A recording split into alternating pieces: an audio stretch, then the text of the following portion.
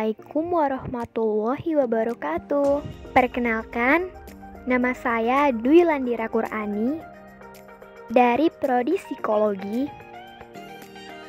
NPM 2023-03035. Mata kuliah Pendidikan Pancasila. Jadi, kali ini saya akan memberikan dua gambar, di mana masing-masing gambar memiliki makna yang berbeda, yang berhubungan dengan Pancasila sebagai sistem etika. Simak yuk video selanjutnya. Oke guys, jadi di gambar itu bisa kalian lihat, gambar pertama merupakan perilaku yang tidak bermoral, sedangkan di gambar yang kedua merupakan perilaku yang bermoral. Bentar-bentar guys, sebelum kita lanjut, kalian tahu nggak apa itu moral? Jadi, perlu kalian ketahui, moral adalah istilah manusia menyebut ke manusia atau orang lain dalam tindakan yang memiliki nilai positif. Manusia yang tidak memiliki moral disebut amoral. Artinya, dia tidak bermoral dan tidak memiliki nilai positif di mata manusia lainnya. Sehingga, moral adalah hal mutlak yang harus dimiliki oleh manusia. Moral secara eksplisit adalah hal-hal yang berhubungan dengan proses sosialisasi individu. Tanpa moral, manusia tidak bisa melakukan proses sosialisasi.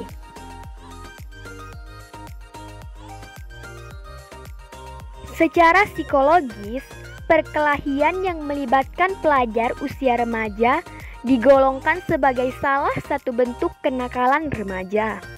Menurut teori perkembangan kepribadian Erikson, remaja masuk pada tahap identitas versus kekacauan identitas. Di dalam tahap ini, ruang lingkup lingkungannya semakin luas, tidak hanya di lingkungan keluarga ataupun sekolah, namun juga di masyarakat. Pencarian jati diri mulai berlangsung dalam tahap ini. Apabila seorang remaja dalam mencari jati dirinya bergaul dengan lingkungan yang baik, maka akan tercipta identitas yang baik pula. Namun sebaliknya, jika remaja bergaul dalam lingkungan yang kurang baik, maka akan timbul kekacauan identitas pada diri remaja tersebut. Tawuran juga disebabkan oleh faktor internal dan eksternal. Faktor internalnya yaitu remaja yang melakukan perkelahian biasanya tidak mampu melakukan adaptasi dengan lingkungan yang kompleks. Maksudnya, ia tidak dapat menyesuaikan diri dengan keanekaragaman pandangan, ekonomi, budaya, dan berbagai keberagaman lainnya yang semakin lama semakin bermacam-macam. Para remaja yang mengalami hal ini akan lebih tergesa-gesa dalam memecahkan segala masalahnya tanpa berpikir terlebih dahulu apakah akibat yang akan ditimbulkan. Selain itu, ketidakstabilan emosi para remaja juga memiliki andil dalam kejadian perkelahian. Mereka biasanya mudah frustasi, tidak mudah mengenalkan diri, tidak peka terhadap orang-orang di sekitarnya.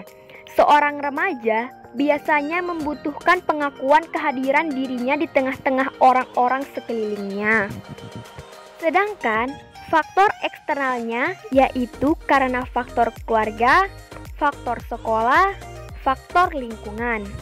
Selain faktor penyebabnya, dampaknya pun cukup banyak dan sangat merugikan bagi pelajar dan masyarakat.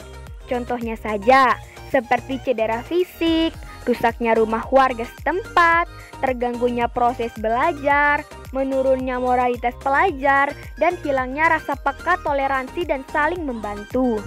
Selanjutnya, gambar kedua bisa kita lihat.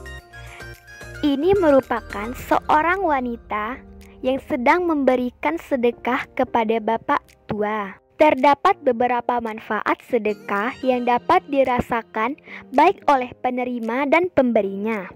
Selain mendapatkan pahala, Seseorang yang melakukan sedekah juga mendapatkan manfaat-manfaat lainnya.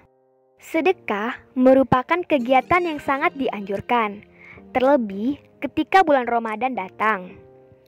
Rasulullah Shallallahu Alaihi Wasallam menyatakan bahwa sedekah yang paling utama adalah pada bulan Ramadan. Pada bulan ini, amalan-amalan umat Muslim dilipat gandakan. Begitu juga dengan bersedekah.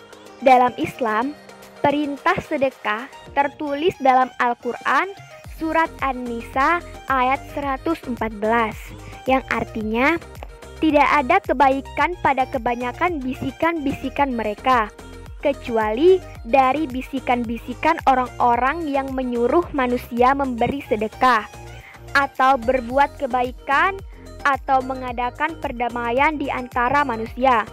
Dan barang siapa yang berbuat demikian karena mencari keridhaan Allah, maka kami akan memberinya pahala yang besar.